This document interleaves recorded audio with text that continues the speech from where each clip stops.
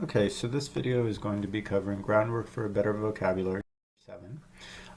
Let's go ahead and take a look at these words here. I recommend that you have your book open and you can follow along in your book and take down some of the answers. So our first word is abrupt. There's no real clue there. Astonish. No clue again. Classify. That FY is a little bit of, or IFY is a bit of a clue. Complex.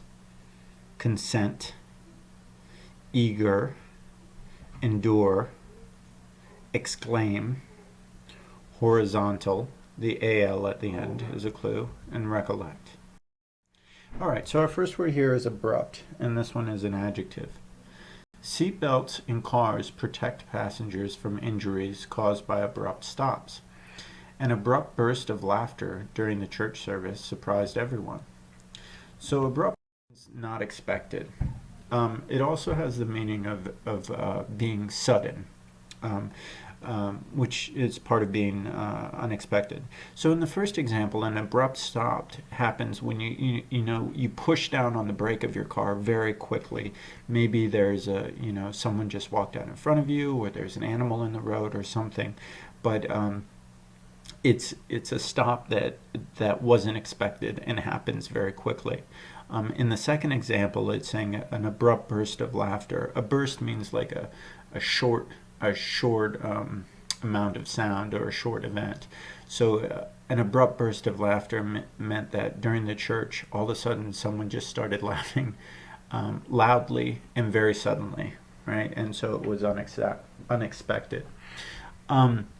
So abrupt has this meaning of something that happens that people don't expect, and as a result of not expecting it, they get scared. So another way to think about this, if you were sitting watching TV and somebody slammed the door suddenly, that would be very abrupt because you would be very surprised and you wouldn't be expecting it. Our next word here is astonish, and this is a verb. The magician astonished the audience by making seemingly impossible things happen. The announcement that the factory was closing forever astonished the employees, who had not known their jobs were in danger. So astonish means surprise, which it sounds very similar to abrupt. But remember that abrupt is an adjective, so it doesn't describe any action. It describes a person, place, thing, or idea. Remember, it describes a noun. But astonish, it describes an action. And what this means is that to astonish someone means to do something that is unexpected and is very surprising to the person. So in the first example, magicians, they astonish people because they do things that people don't expect, right? That they don't know how they work or how they happen, and they're surprised by them. In the second example, if you weren't expecting to lose your job and you heard that you just lost your job, you'd be very surprised. The things I would say about this word that I think that the second example is maybe not so good about is that astonish tends to be a positive thing, meaning that someone does something surprising that is positive, and it could be positive just because it's unexpectedly better than what people thought, or that it really is amazing and wonderful. Which I don't think losing your job really is. But anyway. So moving on to the next one, here's classify, and this one ends in IFY, and this is a verb. So the stamp collectors classified her stamps by countries. She put all the stamps from France together, all the stamps from Spain together, and so on. I was surprised to learn that the seahorse is classified by scientists as a fish. So classify means group, or really what it means is to put into groups. So when you talk about classifying, or the noun form is classification, what you mean is that you're taking a large number of things and that you're dividing them into specific groups. And each one of those groups has specific characteristics or characters. And there's some, and when you classify, it's not just random, the groups that you create. It's by some rule. So in the first example, it talks about classifying the stamps, so that the way that the person has a whole bunch of stamps, so the way that this person divides them up is she puts them together by country. So all the French stamps, and then all the Spanish stamps, and all the American stamps, and so on and so forth. In the second example, we're talking about animals. Right, there's so many different types of animals in the world, but they tend to be classified into 6 different groups. So we have reptiles, we have amphibians, we have mammals, we have fish, we have birds, and then we have other things like bacteria and whatever. But we divide all these animals up into groups, and the ones that are in the same groups have similar characteristics. So if we take our classroom, if we were going to classify the students in the classroom, we could do it by the language that they speak. So that we have all the Farsi speakers here, Arabic speakers here, Spanish speakers here, French speakers here, Urdu speakers here, so on and so forth. So our next word here is complex. And this is an adjective. Our family is rather complex. It includes many second marriages and step families. At family reunions, we spend a lot of time trying to figure out how we're all related. Because income tax forms are so complex, many people hire professionals to prepare their tax returns. So complex means describes something that is hard to understand. The opposite of complex is simple. Right? So complex means that it's hard to understand, normally because it has many different parts to it. So in the first example, it's saying that this family is very complex because there's lots of different people in the family, and there's lots of different ways that people are related.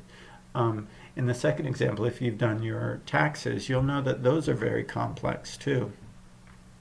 Depending on how much money you earn, but there can be many different forms that you have to fill out, depending on if you own a house, if you have children, if you have your own business, if you've made money outside of your job.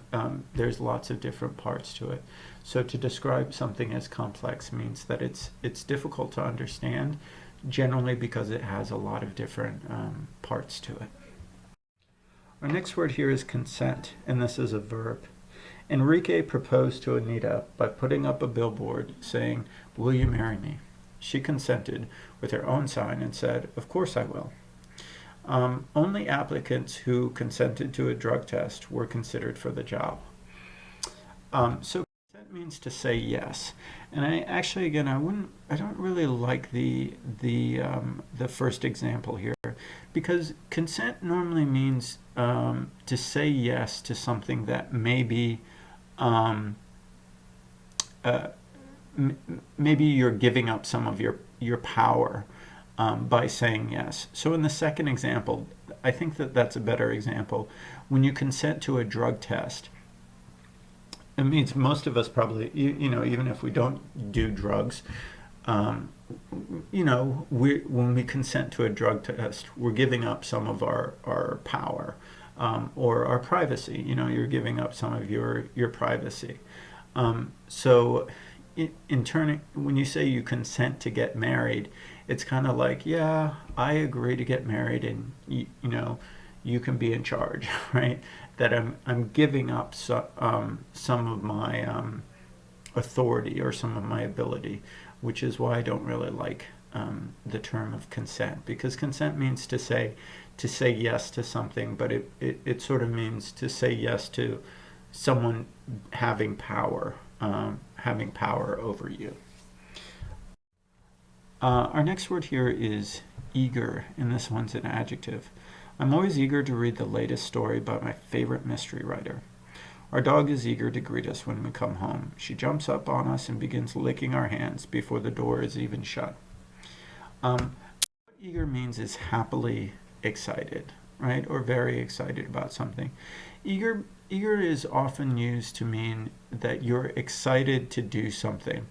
So there's an expression in English saying that if you call someone an eager beaver is a kind of animal, it means that it's someone who is very energetic and excited to get started working on whatever the project is. So if we think about that in terms of the first one, it says, I'm eager to read the latest story. The thing is I'm excited about doing what? About reading this story. In the second one, the dog is excited about what? About greeting us, about coming and jumping on us. So in terms of a clue for you and in terms of the test, you'll see that eager is often followed by to and then the verb, then a verb. So eager to do what? In the first example, eager to read. In the second one, eager to do what? To greet us. Okay? So that can be a clue, at least for taking the test. The next one here is endure. Endure is a verb. We'll have to endure a few more weeks of cold gray winter before spring arrives. Until someone finds a cure for the common cold, there's not much to do but endure the runny noses and sneezes. And what endure means is to live with unwillingly. Okay. Endure has the meaning of, we say in English, to put up with something. Endure means that you accept something, some situation, without complaining, even though it's not the thing that you would like to do. That you go through something difficult and hard to do, oftentimes because you don't have any choice or any control in the matter. So in the first example, it's saying we have to endure more weeks of winter, right? We can't control the weather. A lot of us don't like the cold weather, so we have to sort of suffer through it, right? We have to just keep on going. In the second example, with with a cold, because there's no cure for a cold, all you can do is just wait until the cold is over. So to endure something means that you sort of have to patiently wait for something unpleasant to finish until it ends. Our next word here is exclaim, and this is a verb. Whoa, ooh, and ah, the crowd exclaimed as the colorful fireworks burst in the sky. When a cardinal landed on the bird feeder, the little girl exclaimed, "Look, a red blue jay." So exclaim means to call out. And what this means, exclaim means sort of to shout something in surprise or in happiness. You notice that in both of the sentences, with the quotations, the thing in quotations, they end with exclamation points, that line plus the dot at the end of the sentences. So when you exclaim something, it means that you're saying it in a loud voice. But when you're exclaiming something, it's normally out of happiness or surprise. It's a good kind of shouting. It's not, "Shut up!" That's not exclaiming. Exclaiming means that you shout out something in a happy surprise. Horizontal, and this one's an adjective. The surgery left a horizontal scar that runs from one side of my stomach to the other. The American flag contains red and white horizontal stripes. So what horizontal means is running from side to side.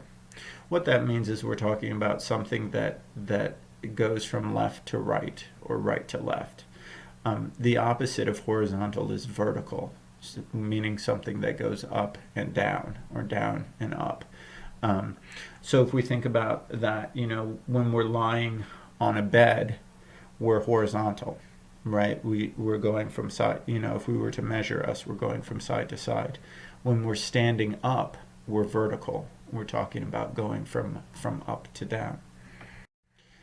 And our last word here is recollect, and this is a verb. Can you recollect much about being in first grade? While filling out a job application, I couldn't recollect my social security number. I had to dig the card out of my wallet to look at it. So what recollect means is to remember. The way that I think about this word is it what it looks like is to recollect, right? And that's what I think of it. It's like you're collecting those memories again, right? When you recollect, it's like you're digging through your memory to get some specific memories together in a collection together. So recollect is often used for when you're talking about something that maybe is difficult to remember, or that requires you to think about something in order to remember it. So in the first one, it's like, do you recollect much about being in first grade? If you think back to that time, can you sort of dig through those memories and collect some memories there? So, and in the second one, I couldn't recollect. I couldn't remember. I couldn't, dig and find that number in my head. Okay. So go ahead and finish off the exercises in the book and the questions, and then bring those to class, and we'll see you then. Take care. Bye.